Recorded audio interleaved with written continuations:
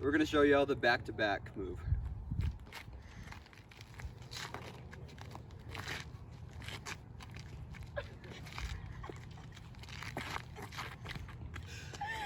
All right, we'll go through this step by step with you.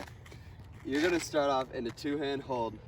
Gentlemen, you're gonna spin your partner to the right with both hands, and you'll end up with your right on top of your left.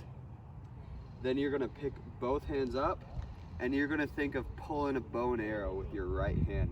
You're gonna start pulling, and then you're gonna end up back to back. Make sure you're not gripping your partner's hands because then it's hard to rotate.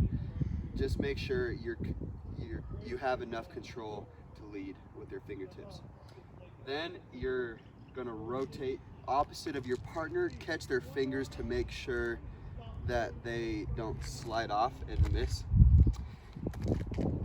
If you want to make this move fun, this is something a lot of us will do.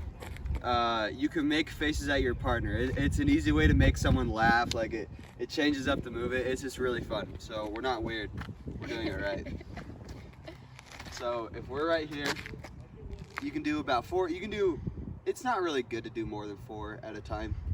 So you'll go 1, 2, 3, 4, and then to tell your partner the move is over, gentlemen, when you are right here with your partner to the left, you're going to twist your right hand down, which tells her that the move is ending. And when she comes back to your right, you're going to raise her right arm over her head. That's my left arm. That's your left arm. My left arm. You're going to pick up your right hand, which is her left arm, over her head, then over your head, and then spin her out with the left. You'll recognize that as being the end of the pretzel. It's really helpful if you don't grip your partner's hands, because then you can rotate your hand down to make